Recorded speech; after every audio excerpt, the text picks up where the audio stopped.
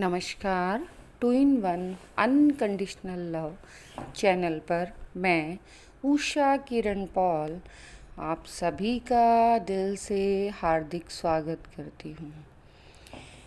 आज इस वीडियो में हम जानेंगे कि मंत्रा क्या है। व्हाट इज़ मंत्रा?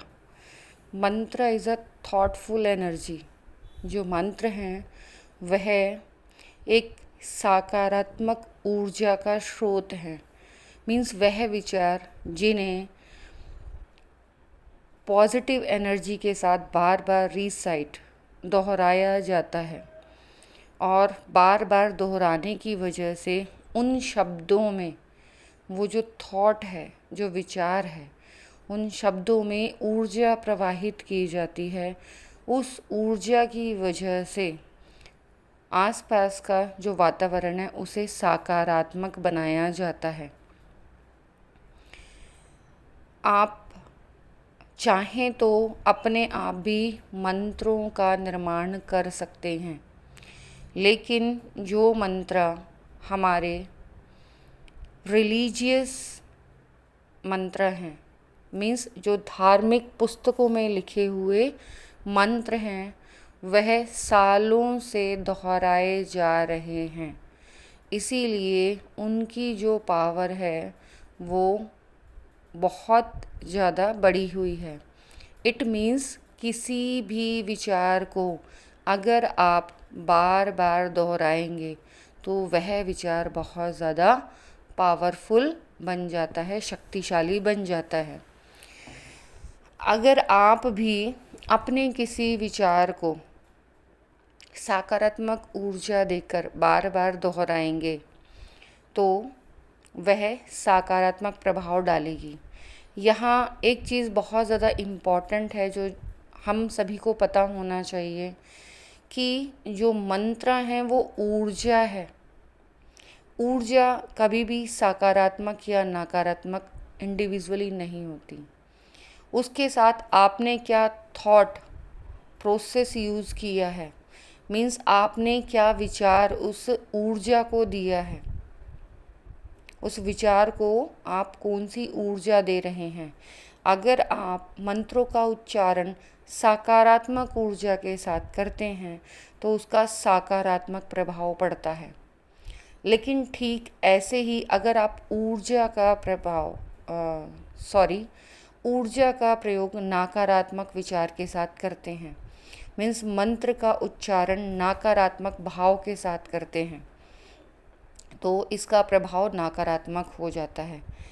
समझने वाली बात यही है कि ऊर्जा अपने आप में कोई वे डिसाइड नहीं करती। ऊर्जा का अपने आप में कोई रास्ता नहीं है।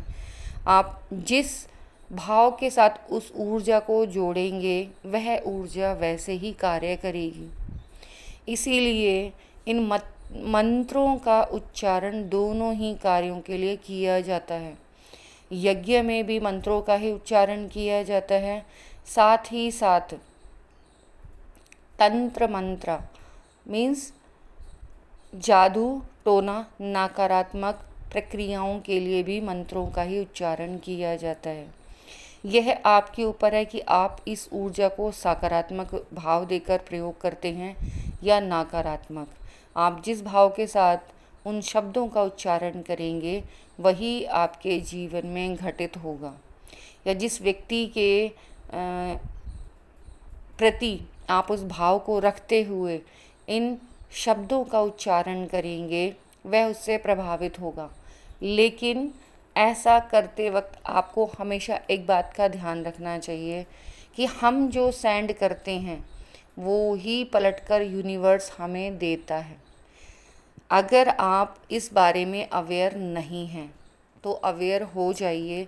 गलती से भी किसी को नकारात्मक भाव मत भेजिए। जितने सकारात्मक भाव आप दूसरे लोगों को भेजेंगे, चाहे सामने वाला व्यक्ति नकारात्मक ही क्यों ना हो, आपकी सकारात्मक भाव, आपकी सकारात्मक ऊर्जा उसकी नकारात्मकता को ख़त्म कर देगा।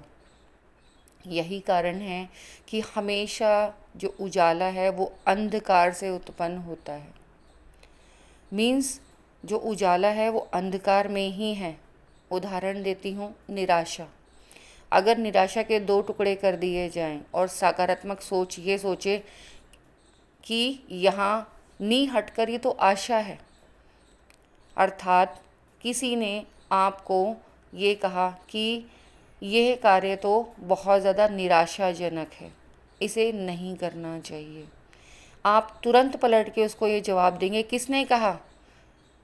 जिस कार्य को आप निराशाजनक कह रहे हो उसमें से मैंने नी तो हटा ही दिया और सिर्फ आशा रखा है। इट मीन्स मैं जो कार्य करने जा रहा हूँ वो बहुत ही ज़्यादा सकारात्मक है। इस नेगेटिव एनर्जी का खंडन करते ही आप तुरंत सकारात्मक ऊर्जा का निर्माण कर देते हैं और इसी तरह से सकारात्मक ऊर्जा कार्य करती है कि जितने भी नकारात्मक विचार हैं उनको खंडित कर उनकी सकारात्मक ऊर्जा को अपने साथ मिलाते हुए आगे बढ़ती है। इसीलिए सकारात्मक विचारों में इतना प्रभाव है, वह इतने प्रभावशाली हैं कि वह नकारात्मकता को भी सकारात्मकता में चेंज कर देते हैं। इट मीन्स नेगेटिव एनर्जी को भी पॉजिटिव एनर्जी में चेंज कर देते हैं।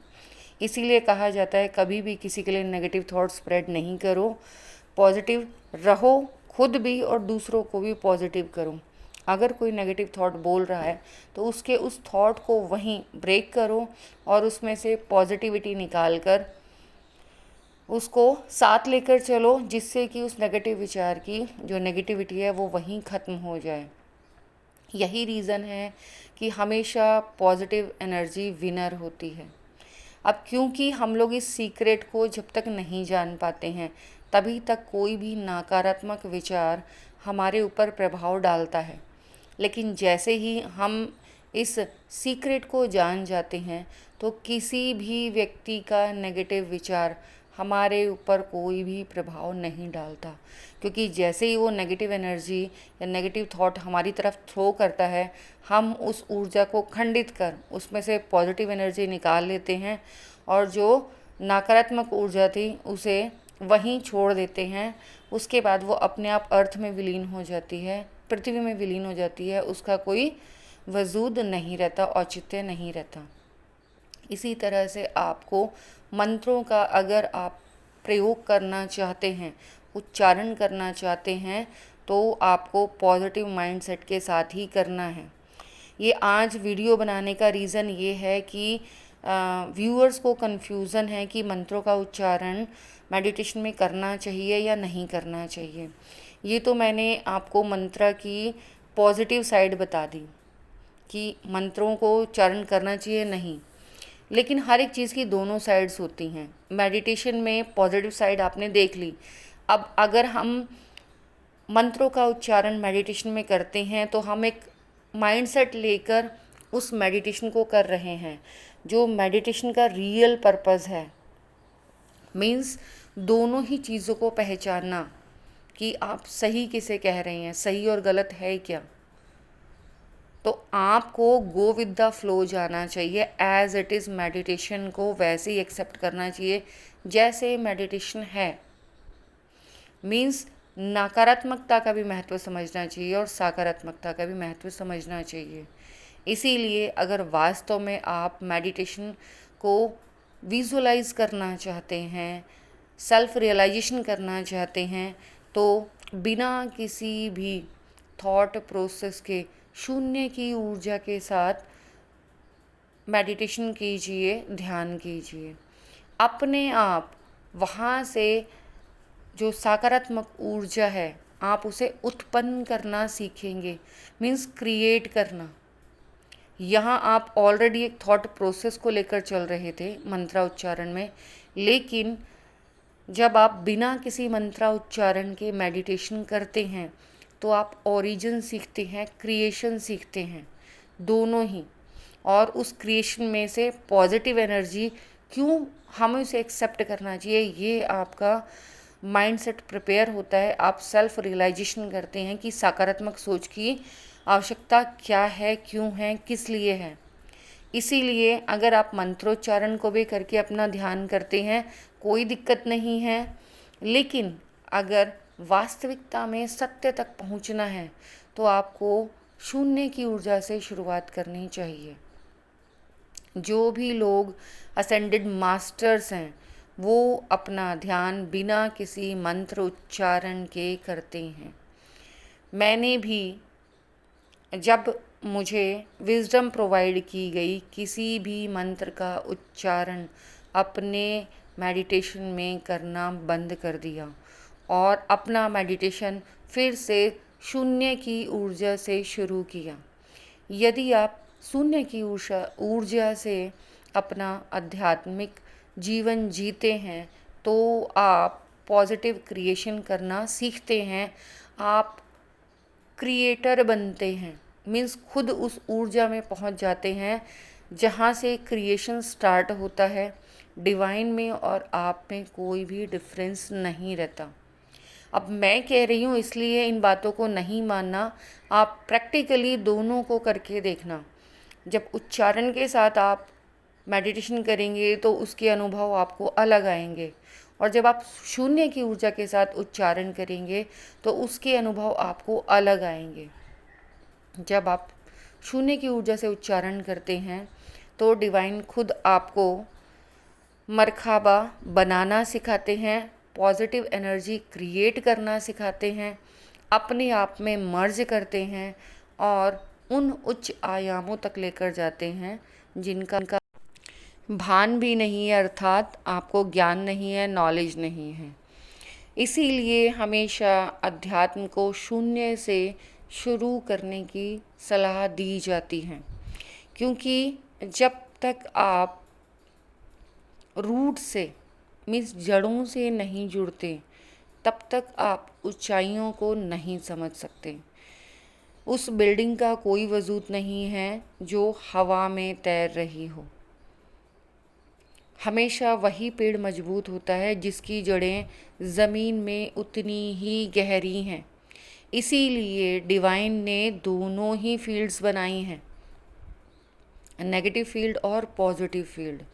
लेकिन इसीलिए हमारे परम पिता परमेश्वर ने दोनों ही ऊर्जाएं बनाई हैं, नकारात्मक ऊर्जा और सकारात्मक ऊर्जा, जिससे कि हम नकारात्मक ऊर्जा के वजूद को समझते हुए उस ऊर्जा को जो अंधकार की ऊर्जा है उसे खंडित कर, तोड़ कर, ब्रेक कर कर सकारात्मक ऊर्जा में परिवर्तित कर सकें। दोनों ही एक दूसरे से जुड़ी हुई हैं, अलग कुछ भी नहीं है। अध्यात्म हमें यही सिखाता है कि एक्चुअल में लाइफ कैसी है। जितना महत्व हंसी का है उतना ही आंसू का भी है, जितना प्लेजर का है उतना ही पेन का भी है। और जो एक्चुअल में स्पिरिचुअल पर्सन है, आध्यात्मिक व्यक्ति है, वह अपने अनुभवों से ही इस ऊर्जा का निर्माण करना सीखता है। अब ये आपके ऊपर है कि आप एक लिमिटेड स्पेसिफिक वे के ऊपर चलना चाहते हैं या फिर आप अनलिमिटेड वे को चूज़ कर उच्च आयामों तक जाना चाहते हैं।